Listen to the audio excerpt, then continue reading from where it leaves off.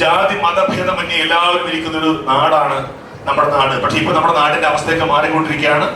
ഒരുപാട് സങ്കടം വരാറുണ്ട്. പലരും ജാതിയുടെയും മതത്തിന്റെയൊക്കെ പേരിൽ തമ്മിൽ കലഹിക്കുമ്പോ ഇവിടെ വരുമ്പോൾ വലിയ സന്തോഷമുണ്ട്. എല്ലാവരും ഒരുമിച്ചിരുന്നു ഈസ്റ്ററും എന്താ പറയുന്നത് ഈ വിഷുവും ആഘോഷിക്കുന്നത് കാണുമ്പോൾ വലിയ സന്തോഷം. ഈ നാട്ടിന്റെ അവസ്ഥ കണ്ടിട്ട് എന്റെ പ്രിയപ്പെട്ട കൂട്ടുകാരൻ മുഹാദ് വെമ്പായം എഴുതിയ ചില വരികളുണ്ട്. അതിങ്ങനെയാണ്: പണ്ടെങ്ങാണ്ടൊരു നാടുണ്ടാർന്നേ,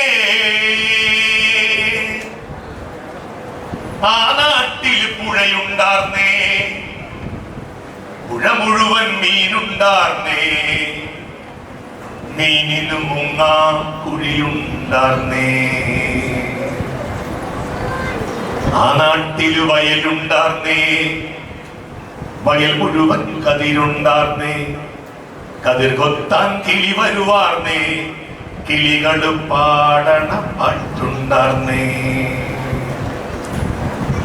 ആ നാട്ടിൽ തണലുണ്ടാർന്നേ, തണൽ വഴിയേ മരമുണ്ടാർന്നേ, മരമൂട്ടിൽ കളിച്ചിരി പറയണ ചങ്ങാതികൾ നൂറുണ്ടാർന്നേ, നല്ല മഴ പെയ്ത്തുണ്ടാർന്നേ, നരകത്തിൻ ചൂടില്ലാർന്നേ, തീവെട്ടിക്കളവില്ലാർന്നേ, തിന്നണതൊന്നും വിഷമല്ലാർന്നേ,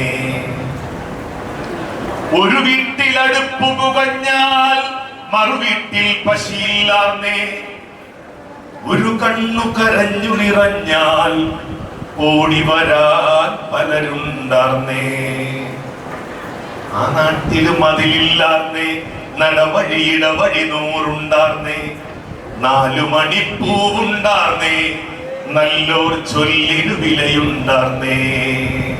അടുത്ത വരി ഏറെ പ്രിയപ്പെട്ടതാണ്: അന്നും പല മതമുണ്ടാർന്നേ, അതിനപ്പുറമൻപുണ്ടാർന്നേ, എന്റെ പടച്ചോൻ നിന്റെ ഭഗവാൻ എന്നുള്ളൊരു തല്ലില്ലാർന്നേ. ആ നാടിനെ കണ്ടോരുണ്ടോ? എങ്ങോട്ടത് പോയറിവുണ്ടോ? ആ നാട് മരിച്ചേ പോയോ? ഇത് വെറും ഒരു കനവാർന്നോ?